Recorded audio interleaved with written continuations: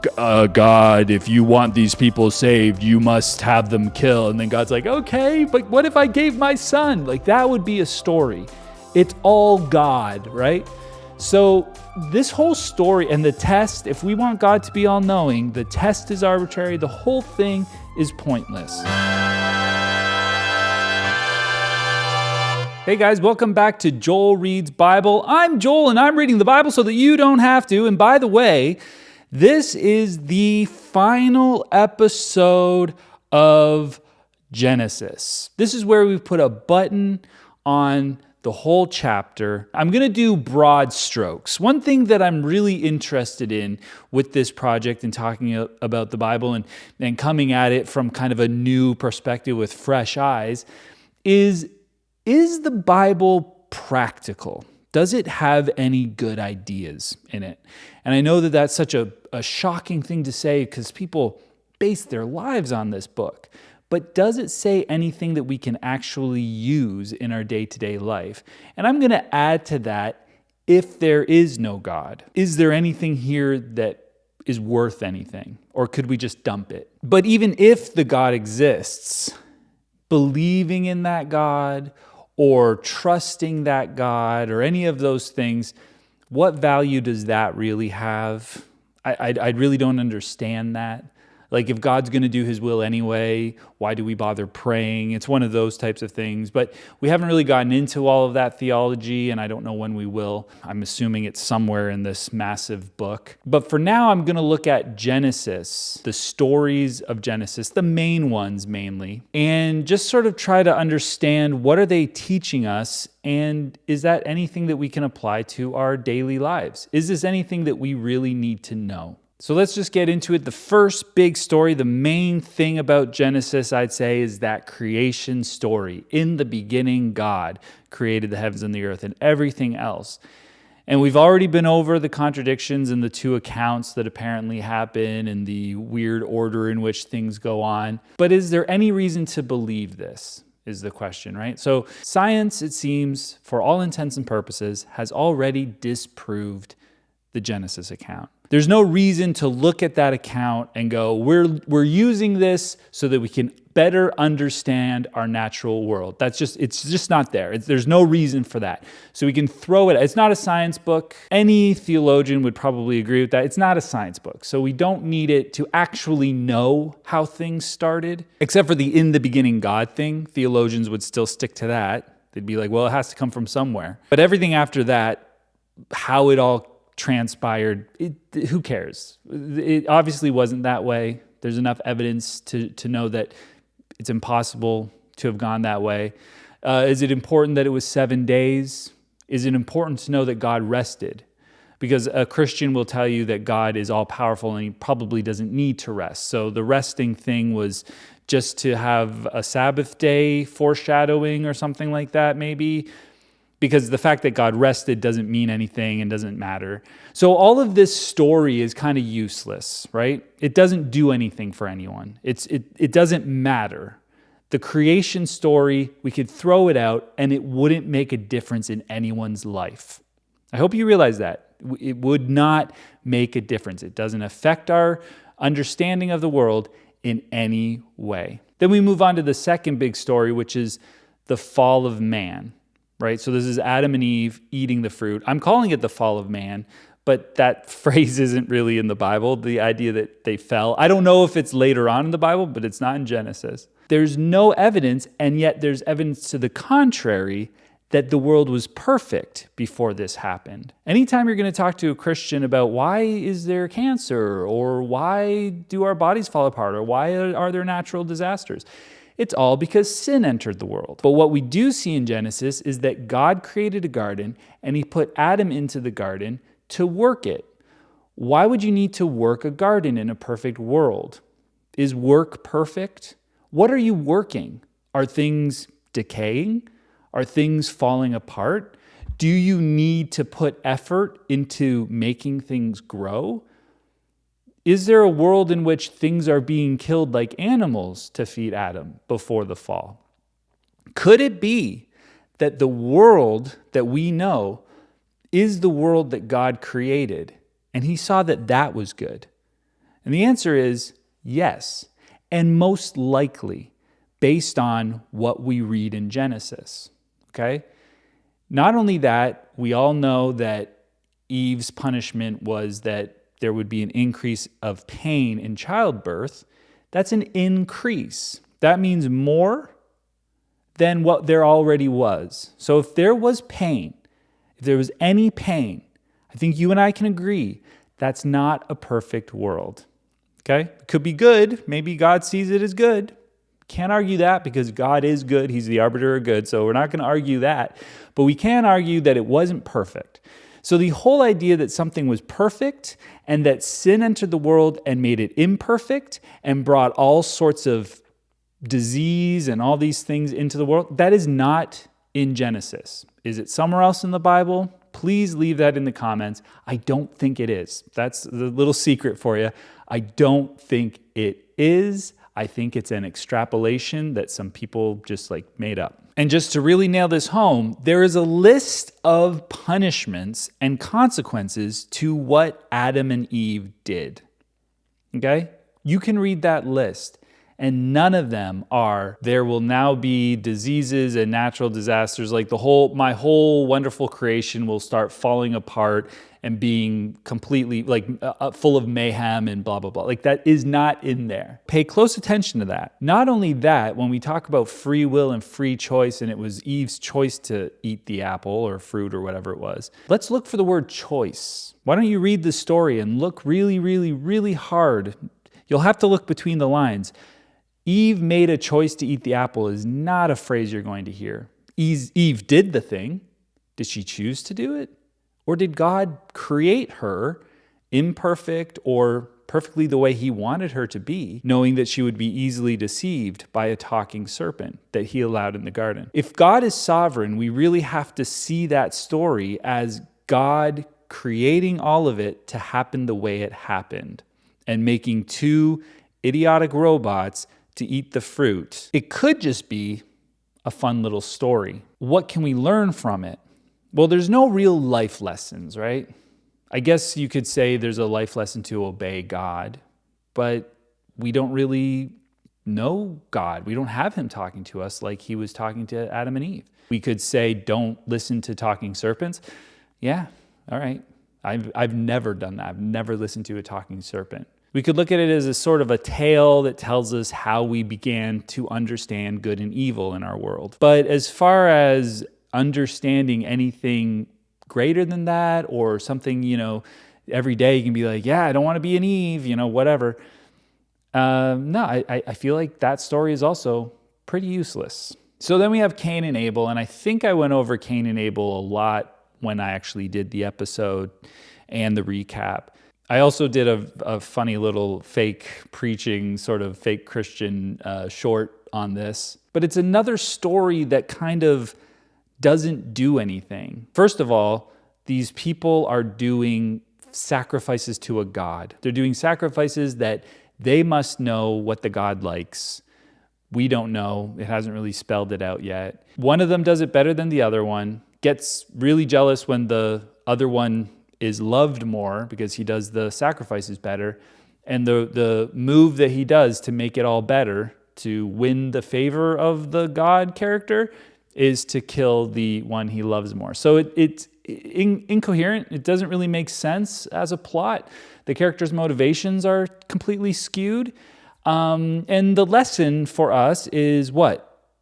When you know what God wants from you, do that. Or if you don't do that and then you get jealous, make sure you do not kill your brother or the guy that God loves more. You see how it doesn't mean anything? See how it doesn't matter? You see how it's so specific that it's pointless? So it's a fun story. It's a cool folk tale. It's the first murder. You get a cool, am I my brother's keeper? That's kind of a cool phrase.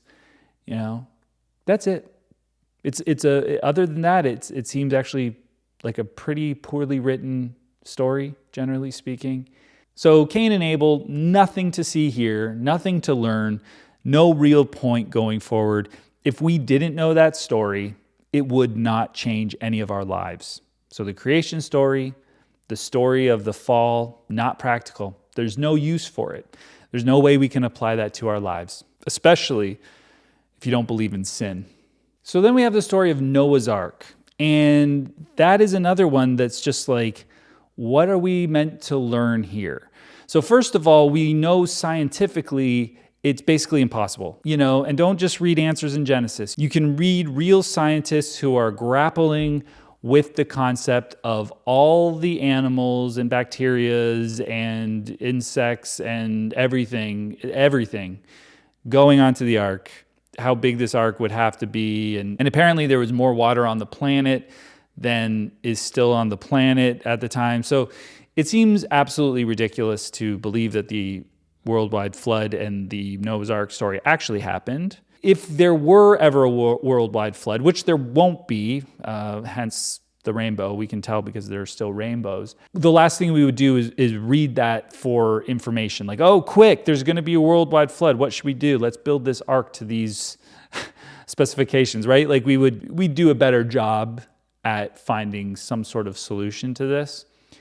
So there's no reason for us to know it on any sort of natural level. We also don't really need it to figure out how to make a swamp tree that's been underwater for almost a year, make it grow back after 2 weeks or whatever. That happens in the story.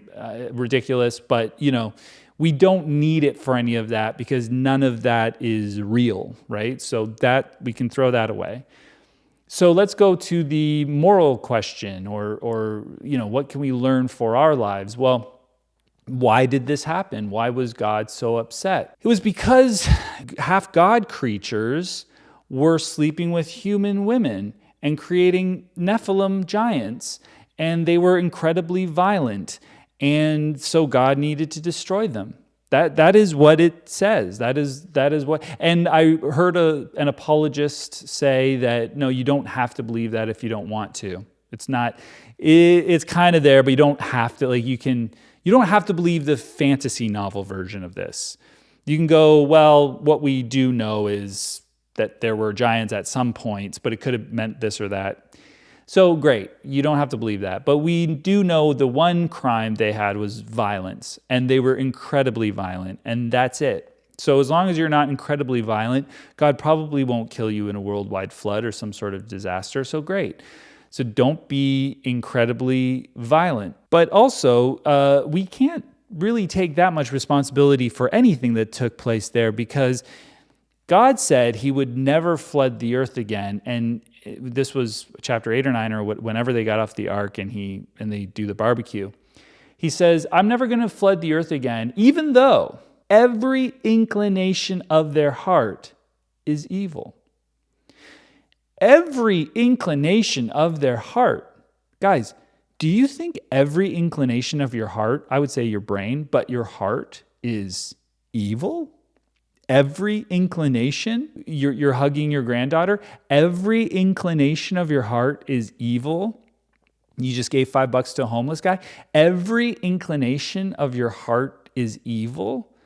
You're making dinner for your boyfriend. Every inclination of your heart is evil. I don't think so. I don't think that's true. That's just a flat out false claim. It's not true. It's not real.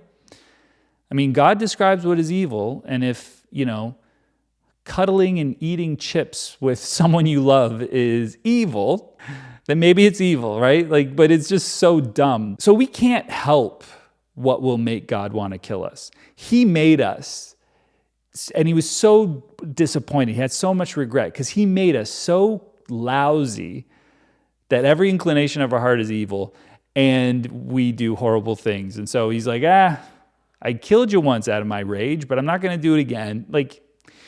This story is a waste of time. There's nothing to apply to your own lives. It's hard to believe that it happened, and there's no way that you can avoid it or try to not be the people of that time. It's just it's a complete waste. So we can throw that one in the garbage. And then we have the Tower of Babel, which I was surprised when I posted videos about this. And people lost their minds because they did not like that I was attacking this story. And I was shocked because I wasn't attacking it. I was doing a few dumb jokes.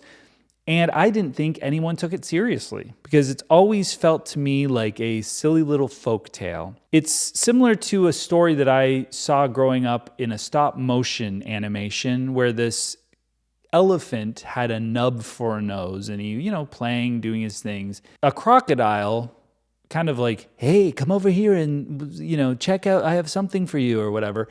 And the elephant comes over and the crocodile grabs onto his nose. And he pushes back, and it stretches out the nose till he has a trunk. And he was the first elephant to have a trunk. I always thought that's an evolutionist lie. That's how elephants got a trunk? That's not how elephants got a trunk. God made them with a trunk. This is heresy. Obviously, it was just a little children's story. And I think that about this. It's a story to describe this is how all these other cultures came to be with all their own languages. For sure, maybe they're like, this isn't how it happened, but this is a fun story. Now, of course, Christians have come to me and they've said that God was angry at these people because they didn't keep his command, which was to be fruitful and multiply, go into all the world, have a lot of kids. Because God told Adam and Eve that, and then God told Noah and his kids after they got off the ark. And that's true, he did say that. But in the text of the story, what it doesn't say is that the people were in a city and they stopped procreating. They stopped having kids, they stopped populating the world, and they got too focused on building a tower.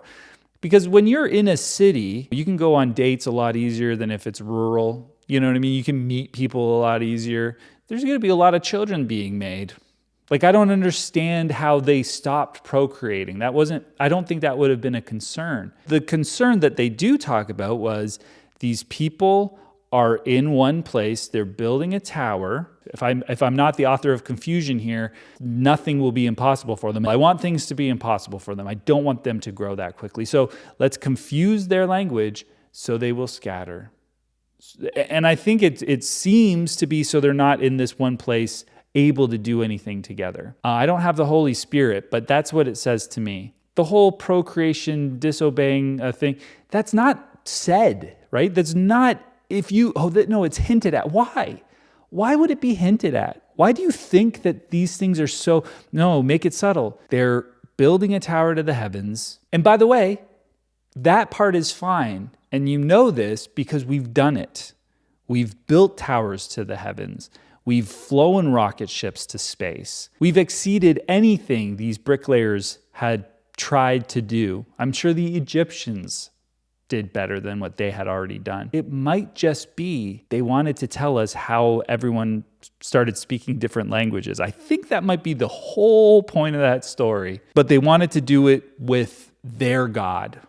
They wanted to have their God involved. There's nothing about this story that we can take home. Right? Don't be prideful, maybe. Don't try too hard. Don't try to achieve too much. Those are good things. That's how we've progressed as a human race. So it's another useless story. I'm going to call the next big story Sodom and Gomorrah because it is a pretty big story. And I'm going to be hard-pressed to find something practical to glean from that. If the wickedness of Sodom and Gomorrah is homosexuality, then there's something to be said for this chapter, or this story, I should say. Don't be gay. But there's a lot of scholars, a bunch of different people who say that that's not what it's about. So we can not worry about that. If anything, that would be the lesson. And I'm not saying that. That's the Bible, right? And is that it? Then what would happen? Oh yeah, you'll be destroyed. That is wicked. The other option is that it's violence, aggressive sexual violence. Some people have said it's about hospitality, poor hospitality, which I think is really, really softening what is described in the passage. Don't be incredibly aggressively sexually violent to people. That's a great lesson. If that's going to be the lesson, I would say yes, absolutely. Do not do that. That is unkind. It's horrific. Don't behave in that way. That's the first one, the first thing in this book that you can go like, yeah, I mean, don't murder your brother, sure. And then the saving of Lot, what are we supposed to learn there? He leaves, nothing comes of it. So his wife looking back, is there a lesson there? I really glossed over it in the original telling of the thing because it didn't seem to be anything to me at the time. Now, people will give you some sort of metaphor there maybe, like don't look to your past, like keep looking into the future, or at the end of the day, maybe obey God again. If this is just all folky tales, whatever, then there's nothing, who cares? Then obey what? Like, is God saying never look to the past because if we don't know our history, we'll repeat it? And, so like, I don't know if there's anything here. The Lot's wife part, unnamed, of course, she's a woman. I genuinely don't know what we would take home from this. I don't understand the point of even if there's 10 of them, 10 righteous people, I won't destroy it for 10. I'm going to pretend like I don't know that how many people are unrighteous down there and blah, blah, blah. It's just there so that we have something to argue about. Well, God is not all-knowing. Yes, he is. Well, look at Genesis 18. Well, that's him trying to connect with Abram, or is it Abraham at that? I think it's just Abram. It's another waste of time. So let's move on. I wouldn't say that this is a massive story, but it's one that jumped out at me, and it's the story of Abraham pimping his wife. And of course, you guys know that this happens twice, and then a third time with Isaac, I believe. What can we learn from Abraham or Abram pretending Sarai is his sister, knowing that she will be taken into the palace by Pharaoh because she's so beautiful? Pharaoh most likely sleeping with her, getting a disease, Abram getting tons of stuff, and Pharaoh letting him go with all that stuff. And we can assume that Abram knew that that's how this was going to play out, more or less. I'm sure he didn't know exactly all the ins and outs, like all the positions that Pharaoh would do with his wife. But what are we supposed to learn there? We can learn that Abram is a lousy piece of garbage. He's a liar. Unless Sarai's completely into it, he's a trafficker in a sense. It's bad behavior. And Christians keep telling me that this shows that God can use anyone. And what this really shows is that morality doesn't matter. If the morality of your chosen people doesn't matter, if God can use anyone to do whatever he wants, then why does anyone need to be moral ever? Why is righteousness even a thing? One thing we see in Genesis is that Abraham trusted God, and God counted that to him as righteousness. Trusting, yes, I know what you're saying is true. That's what God wants. But even if that is all we're meant to do, then why are we ever talking about rights or wrongs or morality or not being wicked or sin or any of those things? They don't matter because these people are some of the worst people I've ever read about, and they're the heroes, they're the leaders, they're the patriarchs, they're the prophets. They're the ones that intercede on God's behalf. They're also the ones writing the book. So you got to take their story with a grain of salt. And the way God reacts to people's morality is insane because he blames Pharaoh and punishes him and his household. And he does the same thing to Abimelech before Abimelech does anything wrong. So it gets really confusing. And again, it's not practical for you and I to go, what should we or shouldn't we do in this case? And what does it all mean? Just trust God and blah. It's all useless. The story is not applicable to our lives in any way. And by the way, we're almost done the main stories of this book. We have nothing to apply to our lives. This is Genesis. This is like a foundational book. And there's nothing in there that I can see that's worth thinking about once I'm done it. So then we have Abraham's covenant with God. I feel like I've maybe glossed over the constant repetition that has already happened, I'm sure, up until this point. And then, of course, more so in this moment, which is you're going to have tons of kids. You're going to be a great nation. This whole great nation thing that you are going to be, which is an idea that boggles my mind, by the way. I know some people care about that. I don't care about it. I don't know why anybody cares about it. I think it's actually small-minded to care about it. We are all one human race. Why are we that concerned? Whose seed met with whose egg, passed on my particular DNA. It seems pretty small-minded. I think it's as insane as we need to keep our bloodline pure, whatever. All those things are all in the same vein in my mind, and they are all a little bit old-fashioned and barbaric sometimes, and racist at times, of course. But we have the big moment of Abraham having his name changed from Abram to Abraham, and the circumcision thing. The circumcision, why? Like, just make penises not have the foreskin, God. How about that? Why is this going to be the thing that shows everyone that this is the covenant? Nobody can see it, well, except for you. But why is God like checking dicks, If I want, I can make all sorts of jokes and they'd be really crass. But that's because that's what's written in there, right? Like in the video, I said, God loves baby dicks. And that's crass. Like that's a really rude thing to say. And I'm sure any Christian would be like, why are you saying that? But it's true, right? Like it's still true. And we can be like, okay, we're going to assume God's not a pervert, but it's ridiculous to come up with any sort of reason why this makes sense. I don't know, I can't fathom it. So there's one guy who was like, well, it's healthier, right? Because there are, it can be infections, blah, blah, blah, blah, which you all hear. It can get too tight. We all hear those things. There's health benefits to removing a foreskin. But I was like, why is that? And he said, going back to what I said earlier, the fall. So maybe all the penises, Adam's penis was perfect, Noah's penis was great, Ham's penis was fine, which was fully erect when he saw his dad's penis, and, all the other penises. But as time went on, they deteriorated. So when we get to Abraham and Isaac, we need to now have circumcision. This is a new thing. Where is that concept, right? And that's when I noticed the concept of disease, sin, pain, suffering, all those things entering into the world at the fall and deteriorating is not biblical. In the comments, go crazy. Chapter and verse. You show me if that's in the Bible. And if it's not, let's shut up about it. God made a world with tsunamis on purpose from the get-go, where foreskins could possibly go wrong, and decided that he would also tell his particular people to cut them off. There's a lot of cultures that don't, and I'm sure most of their penises are fine.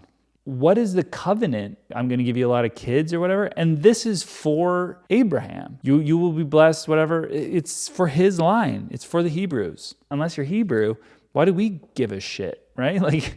Again, this is not something that we would need to know. It doesn't affect our lives. It doesn't make a difference at all. The covenant story is generally useless.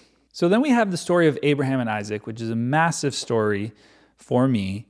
Started my deconstruction, and that's, chapter 22. You can watch my episode. I say arbitrary way too many times. The whole purpose of the story is Abraham was so faithful. Abraham was so faithful that he heard the voice of God say, go kill your son. And he said, I'm on it. What is that lesson? What's that lesson? What's that lesson for you? What is the lesson for you? What are you taking home from that? If God tells me to kill my son, I'll definitely do it. Got to be that faithful. This is the problem, right? This is one of the big problems. This type of attitude is the problem with Christianity. This is why the book should be burned, right? This is why it should be away with it. Because the whole purpose of the story is be faithful to God, obey God, be willing to obey God to that degree, and then maybe trust God that he will provide. Trust God that he will provide. All of those are useless. Those are useless unless there is a God. But even if there is, he can't be good. He's telling you to kill your son, right? So, but he doesn't actually do it. Yeah, but you have to accept that you would go do it. The lesson must be, if you hear the voice of God tell you to kill your son, definitely go ahead and do it, but be pretty sure and trust that he won't actually have you go through with it. Or if he does, that he maybe will come back to life or something, or that it will end up with you still getting a bunch of descendants. You see how stupid it is? It's not a lesson. It's not for us. Like it's absolutely not applicable at all. And then if you want to get into it represents Jesus thing, who represents Jesus? I get it that Abraham is God. This is how heartbreaking it is that he has to kill his son. So that's a parallel. And the son is Jesus, but if it's analogous, well, Jesus doesn't have to die because we can just get a ram. So that doesn't work. But if the ram is Jesus, okay, then it's arbitrary. And I said that at the time. But the ram was just materialized by God to sacrifice to God because God demands a blood sacrifice. That's all God. There's nothing outside going, we need you, God. If you want these people saved, you must have them killed. And then God's like, okay, but what if I gave my son? Like that would be a story. It's all God, right? So this whole story and the test, if we want God to be all-knowing, the test is arbitrary. The whole thing is pointless. And so we have another story that we can throw in the garbage because we don't need it. If you hear a voice in your head saying to kill anyone, don't listen to it and seek psychiatric help, okay? God doesn't exist, and if he did, unless he's evil, and you don't want to listen to an evil God. So don't listen to the voices in your head telling you to kill children or your children. Go to a hospital. Don't touch your children. That's what we should be saying. Abraham was wrong. There's no good lesson to be learned from this particular story. Unless there is, put it in the comments. So then we have, I would say, a pretty big story, which is the Jacob and Esau story.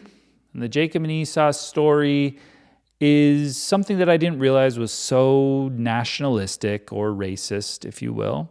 Is there anything to learn from the Jacob and Esau story? Well, we are dealing with blessings and birthrights. And we are able to sell our birthrights for stew.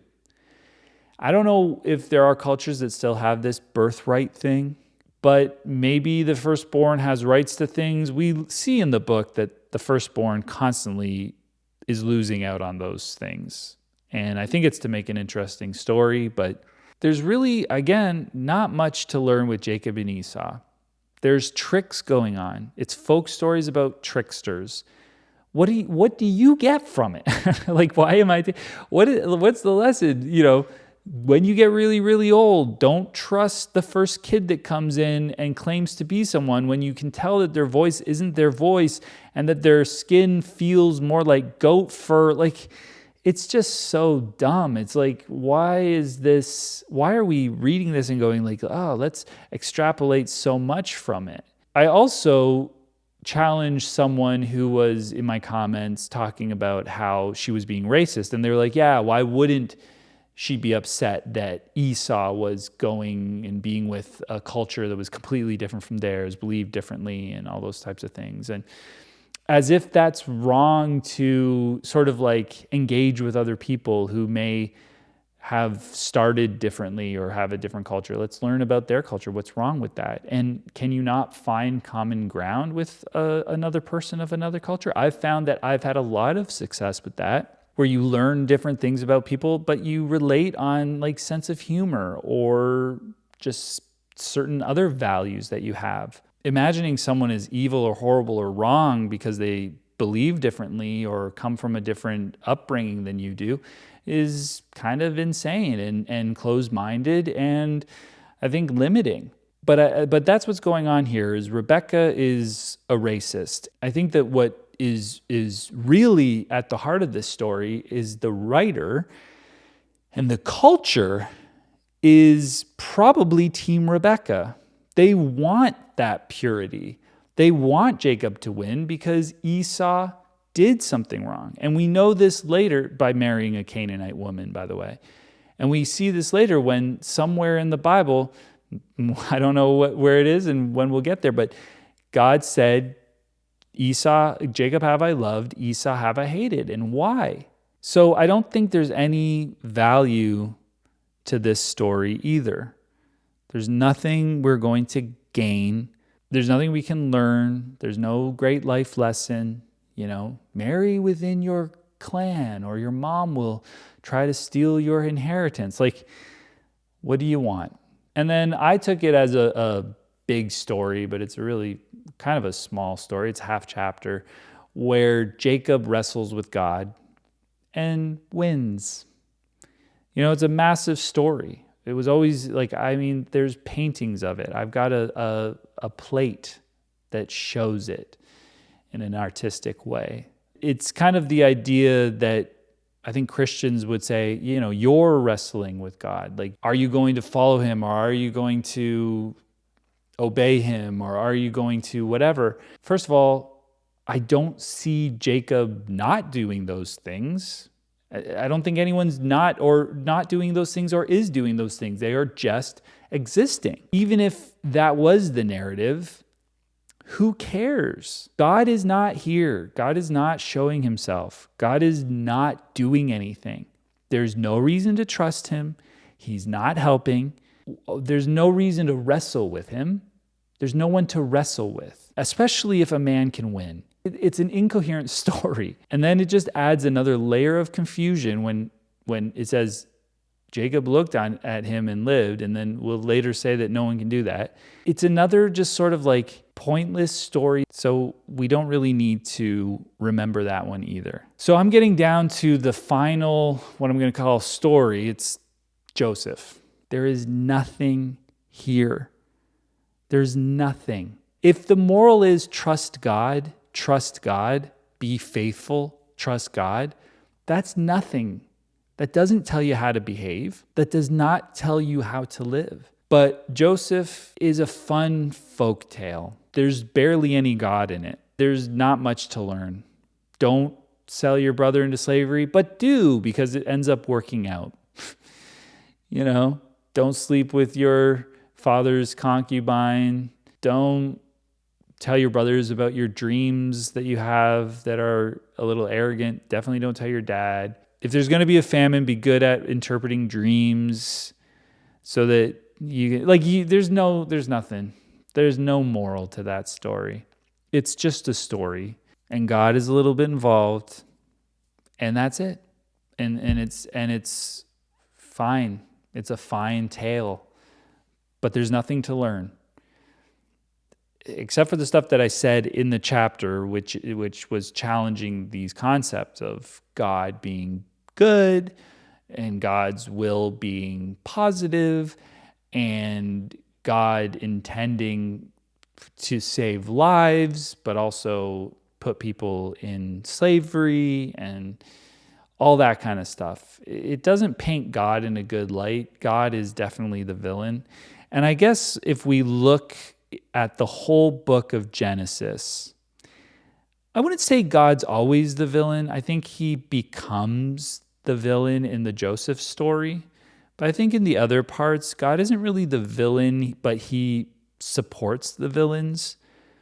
I'd say that in the Noah story, he's a little bit villainous, unless you consider that everyone really, really, really was violent. But you have to assume that there were babies and stuff like that. But I think that's where we'll leave it. That's the end of Genesis. It was a book that if we lost it, if it was cut out of the Bible, if it was gone, we wouldn't need it. Like if we never taught our children the stories in that book, they wouldn't need it. Like it doesn't help.